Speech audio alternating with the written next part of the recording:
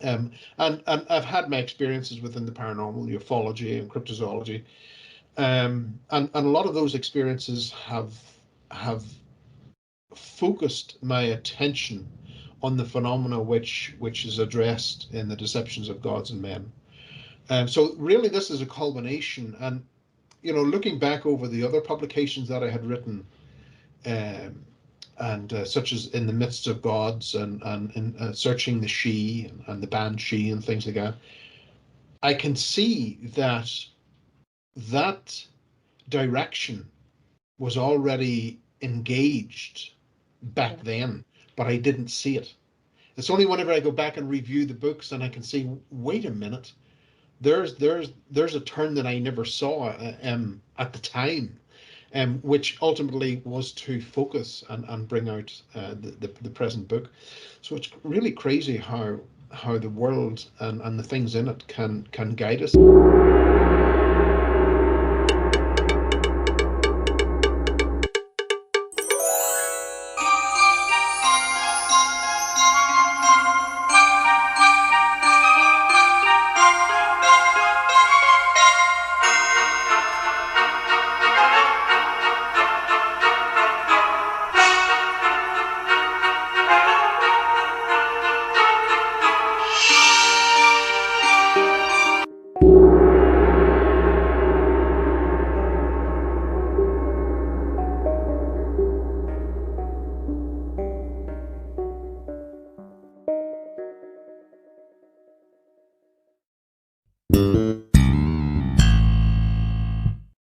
I'm always one that let's go with the conversation takes us, Okay.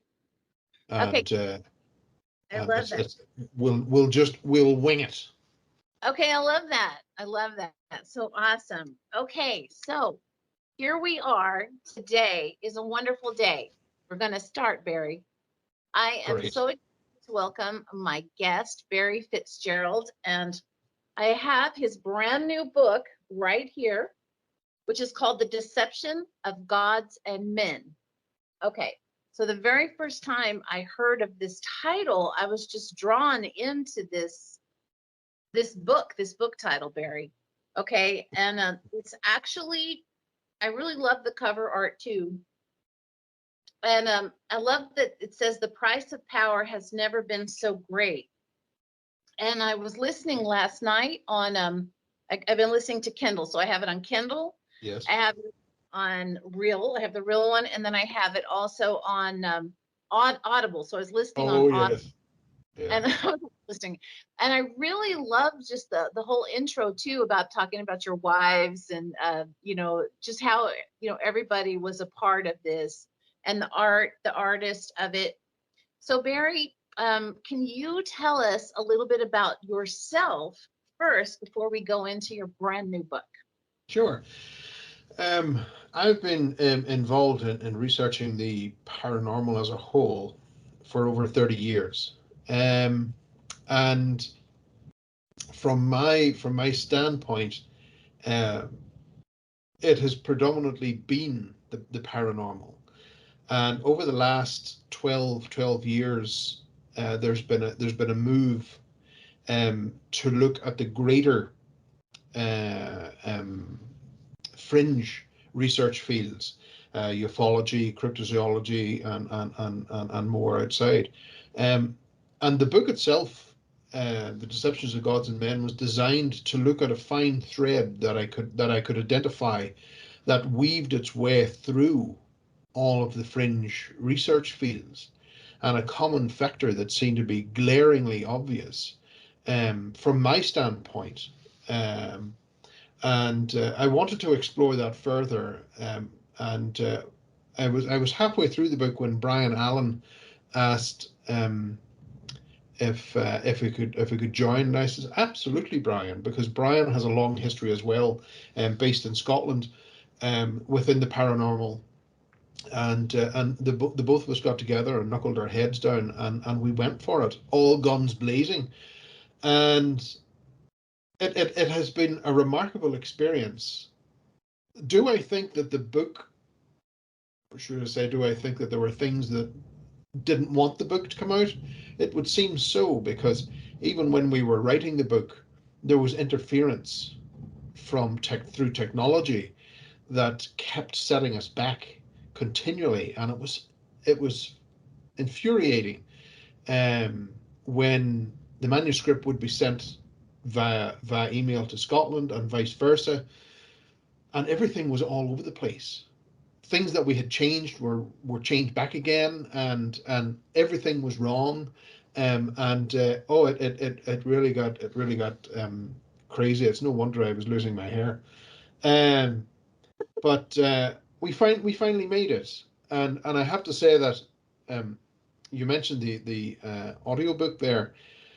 I got a copy of the audiobook myself, and because I wanted to hear it, and so we started on a long drive to the north, and my wife and I started listening to it, and I completely forgot. With being a writer, you see, I should point out that as soon as the book's written, it's on paper. It's out of here. It's on paper, and then I forget what's on the paper because I'm already working on the next project. So my mind is focused on the next thing that's coming. And I'm listening and I get lost in the audiobook, just daydreaming as I'm driving, thinking, oh, that's good. Oh, whoever wrote that's very good. And then I catch myself on thinking, wait a minute, I wrote that. Oh dear, the mind of an insane person, I suppose. But yeah, so I've had a long history within the world of the paranormal. And I've had my experiences within the paranormal, ufology and cryptozoology. And a lot of those experiences have focused my attention on the phenomena which is addressed in the deceptions of gods and men. So really, this is a culmination. And looking back over the other publications that I had written, um, and such as In the Midst of Gods, and in Searching the She, and the band She, and things like that, I can see that direction was already engaged back Yeah. then, but I didn't see it. It's only whenever I go back and review the books and I can see, wait a minute, there's a turn that I never saw at the time, which ultimately was to focus and bring out the present book. So it's really crazy how the world and the things in it can guide us in certain ways. Yeah, because everything, I mean, I can think of my life too, like especially the last 7 years here in this haunted location, which I wish you could come here. But all the, it was a winding path already, and it was the signs were already there, leading you to Yes. this moment in time. And Mm-hmm. the interesting thing is, Barry, that what you wrote in that book is literally, it's almost like on a parallel with what I've been looking for. I've been Yes. looking and feeling the same way and wondering the same questions and searching for the same similar answers, but you have it like so incredibly detailed with some just some incredible things. And I want to say that one of the things that got me right off the bat was the very first thing you wrote. And I literally was in it. Like I was so in it. I'm going to go to that little spot really quick because it was the first page of the first chapter. When you and let me just say, I love like where you live, and I love all of that world of your countries. And Mm-hmm. Mm-hmm. so I'm always, I feel like I'm probably lived there in another life. But in 1960, no, in 19, no, I can't see. In 1692, Reverend Robert Kirk wrote a manuscript, a bilingual Scottish, and I want to say a Scottish minister from Aberfoyle. And a village located near Stirling in central Scotland. And what's interesting is my friend Kev Dave Baker, you say that this is in near Glasgow. Mm-hmm. It's right by Glasgow, and that's where Cat Dave Baker lives, and That's correct. so Yeah. I did. I hope you had the opportunity to know him or meet him or hear of him. He was so wonderful. But right from the get-go, that story took me right into your world. Yeah, I yeah. I was running around the house like trying to get my son to look. It never stopped. I Every single chapter is great. And then it was weird. When I started to listen to the actual Audible again, and I really liked the guy's voice. I mean, Mhm. I wonderful with pronouncing all the words and just saying everything just right. And Yeah, yeah. I ended up just and I just listened to it from the beginning, instead of like going into the halfway point where I was reading. I mean, that's Uh-huh. how much Uh-huh. I never really do this with books. So I gotta say, Yeah. this has really gotten to me. So can I ask about do you because you live in almost like a place where the history of ghosts and paranormal, I mean, it's just embedded in the wood and the nature there. Mm. Do you think that is that what kind of got you into wanting to be you know um an investigator? Because you're like the probably the I think one of the top men, and you've got integrity and you just everything. What do you think pulled you into that? I'm sure you know. Um, well, I have to say that I often wondered about that myself. Growing up in a haunted house, had had part to play in that as a child. Um, but I don't think it was all of that, and especially delving into the myths and legends of Ireland of the last 12 years, it really intrinsically got me deep under the skin of this land and into the elements that still exist here. Yeah. And I had some interaction with some of those old gods, and some of them do not want to be annoyed. And those encounters, of course, led me to wonder, well, who am I? Where does this meat suit come from? So I went through a DNA test to see, well, where do I actually come from? And it turned out that I was over 50% Celt. And I thought, well, maybe that's a reason why I'm here. And then there's 26% was Scandinavian. And I thought, wow, that's really strange. And the part of me was Greek. So I've got all those fundamental cornerstones that really placed me here and now for that purpose. And I understand that. And it was exceptionally powerful to really to get that this is here now on the very land that I'm meant to be on, exploring what I'm doing. It really brought it home for me, and very, very powerful stuff.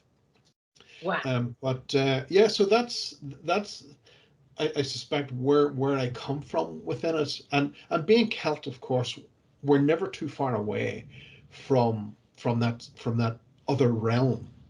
And maybe some of the listeners may not know, but what we conceive today as Halloween, which we call in the island here Samhain, um, it originated here. Halloween originated on this island, and we still have celebrations in which we will take flaming torches, um, and the community will meet down in County Meath on Halloween night, and we will take flaming torches up the avenue and walk that pretty quietly. It's a very solemn experience, and we enter this huge big uh, ring fort style in the middle of the field at the top of the hill, and the community is split into two, and one side will reverberate this what they've been instructed to sing, harmonize almost, and the other side will then mimic. So you've got this wave and roll that happens during Samhain, and there's a fire in the middle, and you're calling in your ancestors, the people who have passed during that year, and this flow and eddy, really, really, really, it's a magical experience. Um, but by no means is it the trick or treat version that happens in the United States. This is very, very different indeed, but such an experience. It is just absolutely awe-inspiring. I don't even have words to try and explain how you feel during that particular process. And then when it's over, we will have tea and sandwiches and some biscuits, and then off we go. That's And that's it. magical. Oh my gosh, that's completely different from our Halloweens here. Yeah, I didn't Yeah, really know that the whole Halloween thing started. So it's amazing to know it started there. it Wow. did. It did. And we also have celebrations as well that are older than Halloween. And because Halloween primarily was definitely something that rolled in with the Celts around 500 BC. But when we're looking at the likes of the summer solstice, that's thousands of years before. We're looking at the solstice now, the celebration here, which predates the Great Pyramids of Giza, and we have structures here that we can enter and on the solstice and watch and be part of when the sun enters the ancient chambers and moves slowly around the walls, because that's the time when we are to commune with those beyond. And so we have those experiences, and we don't have security guards telling us, no, you can't do this, you can't do that. We have access to these chambers 24/7, 365 days a year. And we're not robbed of that experience.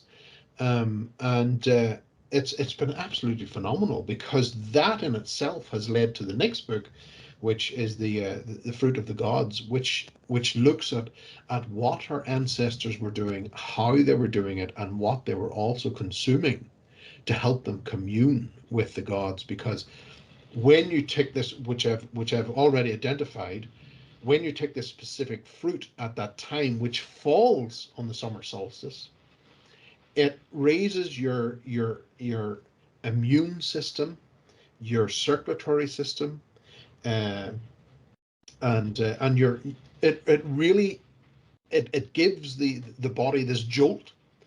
And I suspect the reasons for that in itself is because what was coming through the void, from the void, didn't want to speak to someone who was stupid.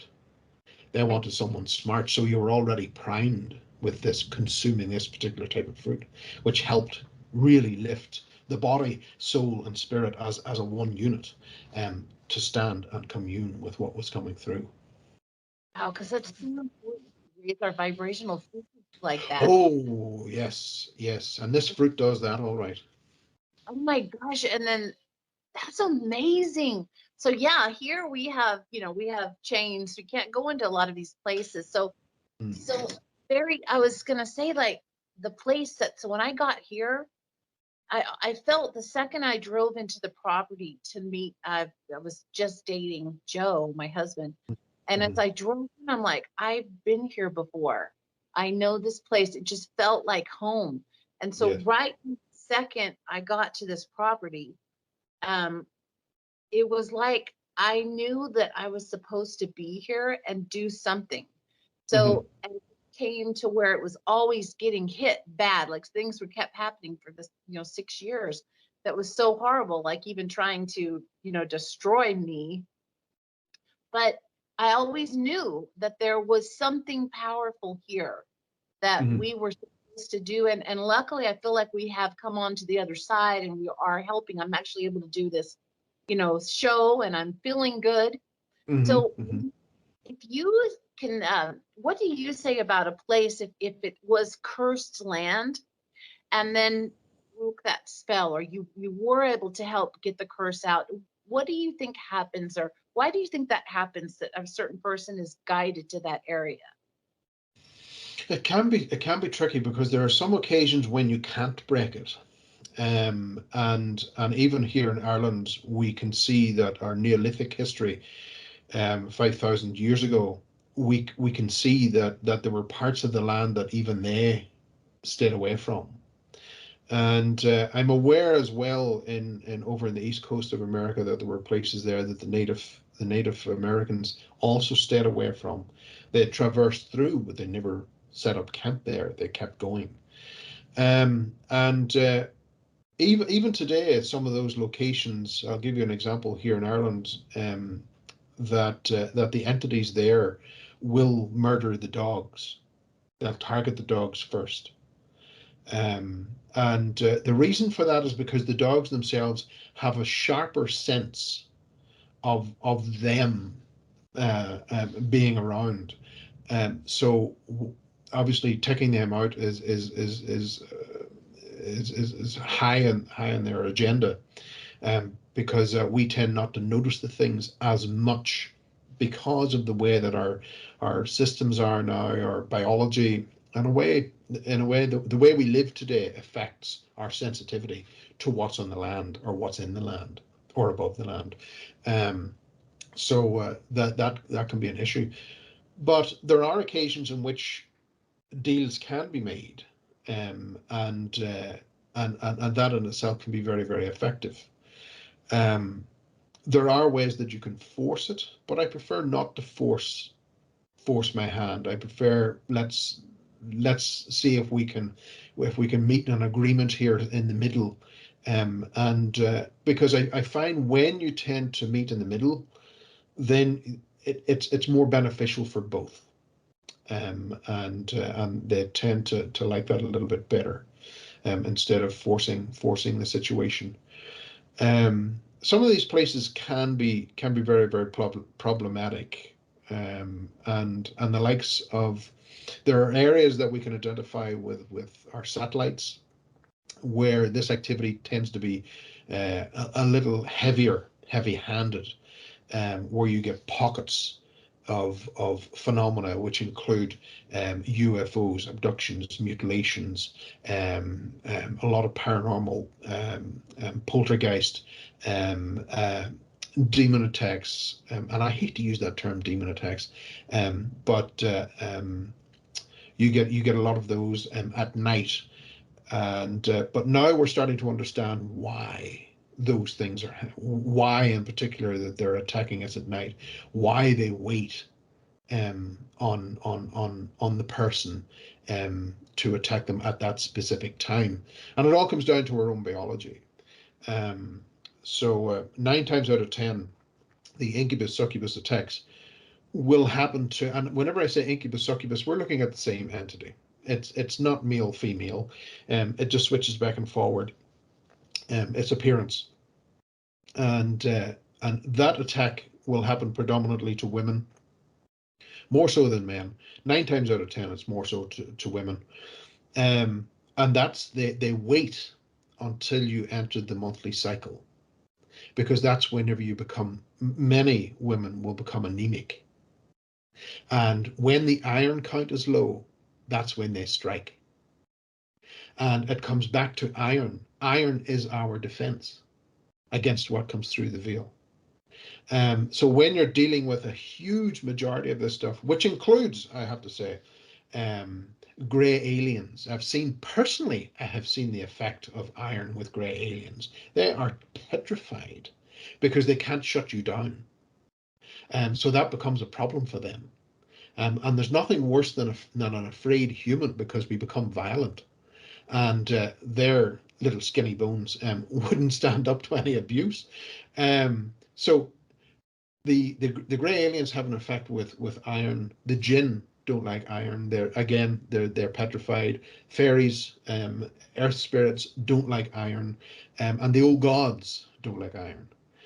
So we've got this common factor that passes through them all, as being something that repels them. When we go back and we look at the old manuscripts, we can see that to avoid the evil eye, for instance, you wore an iron pin on your collar. If you wanted to protect your children in the crib, you put an iron poker across the crib so that they wouldn't get at the children. if a farmer was working with his animals and he put them in a barn at night, he would use iron above the door to protect the animals so that they wouldn't become mutilated from the fairy. So all of this, it's the association with iron and our long past association with iron. And Celts, of course, we have to look at the Celts here, because not only do we have that aspect of Halloween and the veil between getting thin between this other place and here, the Celts suffered from any other race around the planet. The Celts suffer from hemochromatosis, which is an overproduction of iron, the very thing that helps us fight against these things that come through. Now, ultimately, hemochromatosis, if left untreated, will be fatal. But that was something that we had to deal with. So when someone who is rich in iron is confronted with the veil opening, the doorway opening, he can stand with 1 foot on one side and 1 foot on the other, and the door can't be closed. They don't want that. So it changes things around, and gives us the upper hand should we need to use it. There are certain things we need to understand, because it's okay to go into these things and say, okay, I'm going to do this, I'm going to do that, I'm going to call this forward, I'm going to try and connect with this. But what do you do if it goes wrong? No one's talking about this.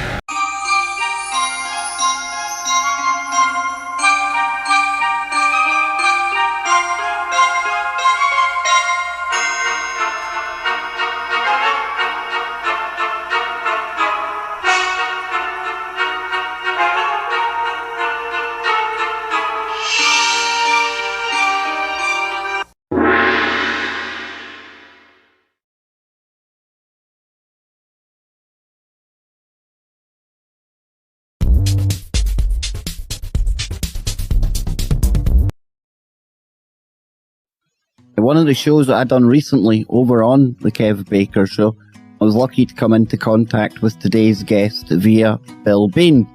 And I had no idea just the depth of the story that we were about to scratch the surface on over on the Kev Baker Show.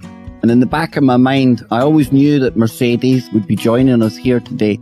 We're finally here, we finally got you on. And Mercedes, it's great to talk to you again. Hi!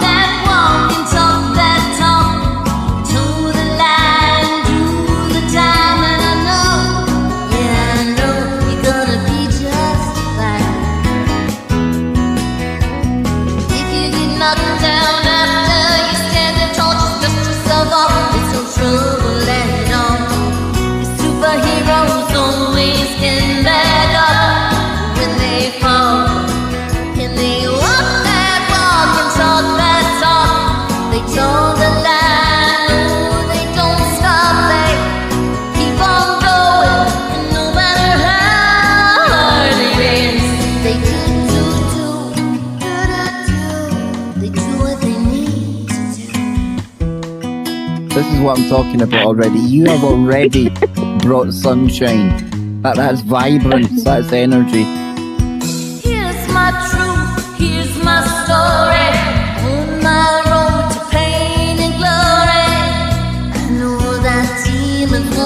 keep us down. They tell us lies that we're not good enough. They put thoughts in our minds that we should just give up. But I just put my gut suit on and I look up and I shine. Shine, shine, guitar.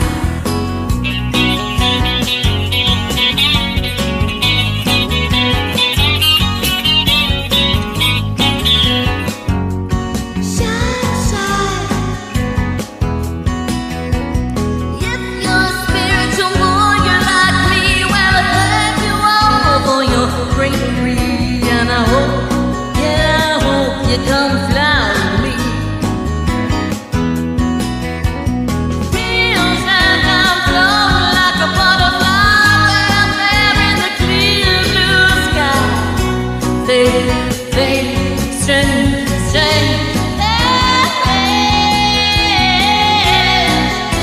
Do what we need to do to be a better tree, be a better world, what a better.